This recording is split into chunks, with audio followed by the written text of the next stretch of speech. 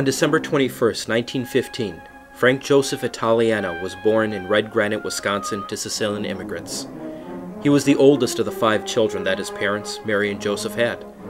Frank was baptized February 17, 1916, at St. Mark's Catholic Church in Red Granite. Soon after, the Italianos moved to Waukesha, Wisconsin, where Frank's dad owned a tavern. Although America was a land of opportunity, the Great Depression meant everyone had to make the most of everything. Being an Italian also had its problems. I had the surprise of my life because in junior high they had 3 divisions, 1st, 2nd, and 3rd, and they put all of us in 3rd division, which was the dummies. And I woke up and I said to myself, I don't want that. My parents were always saying, try to go with kids that are better than you and do the best you can in school. They were very encouraging at all times. And I had been a good student. So I thought, well, what am I going to do with this situation, see? And I thought, well, I'm going to study the best I can. And I did. And Christmas time, Miss Merton of one of the classes, this was a history class. She went to the principal and said, this boy doesn't belong in this section. I was getting straight hundreds. And so they called me into the office. They said, starting next semester, you'll be in 1st division.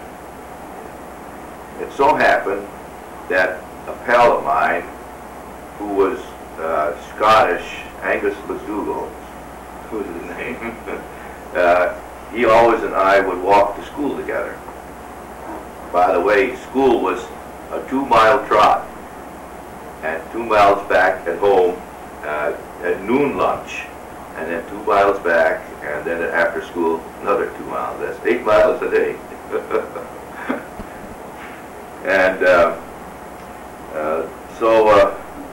and I was on the honor roll. From then on, I never got off the honor roll. Not long after this, Frank's life was changed forever.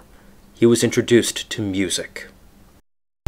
So in 7th grade, the band director came up to me and he said, I'd like to have you play flute, because he was short of flute players.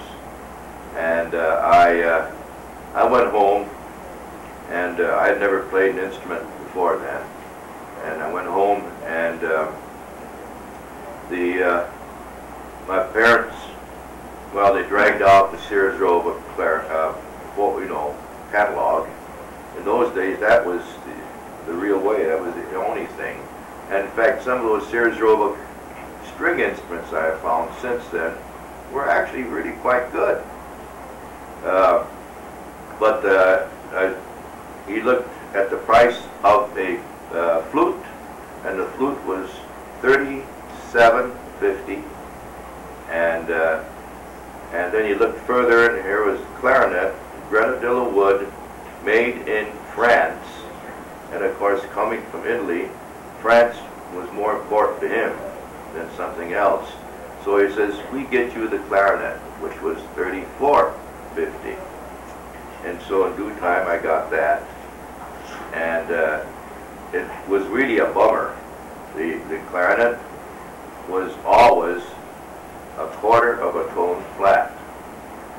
And I discovered that these instruments coming from France were manufactured in jails. And that's why they weren't that perfect. But it really was a blessing in disguise, because it forced me to really concentrate on blowing, so that my chops really became very strong, and I could play it in tune finally, and I really developed a very good tone as a result of that experience. Remarkably, Frank only took 10 lessons on the clarinet his entire life. The rest he observed and learned from others. On the clarinet, I really practiced hard. And I had a plan on how to study and how to practice. I would I studied for 3 hours at night, but not totally 3 hours. Each hour, I would take the last 10 minutes, and my clarinet was by my side, and I already had decided what spots in the music that we were working on I should work on, and that's what I did. And so that was my relaxation. Through diligent study, Frank's skills on the clarinet increased to astounding levels. In 1934, he was the state high school soloist, an honor given to only one student out of all the contestants, no matter what instrument he played. Even though Frank showed great skill in music, his parents hoped Frank would either become a Catholic priest or a doctor. Being a priest didn't appeal to him, so he got a bachelor's degree in chemistry from Carroll College in 1938. He got a job teaching high school in Cashton, Wisconsin, which he got because they also needed a band director. Although Frank had no experience directing, he did have experience in music. He took the job because he needed it. During that summer, he went to Madison, Wisconsin, where he enrolled in summer courses. He learned about individual instruments from Ray Dvorak, famed band director at UW-Madison. Proving that hard work and dedication brings results, the first time the band competed, they received a first. On October 1st, 1939, Frank married Doris Brennicke. In 1941, they moved to Richland Center, Wisconsin, where Frank taught at the local high school. This was quite an honor. Richland Center was the home of the first high school band in America. While there, Frank and Doris had their first child, Paul. And 2 years later, Victoria was born.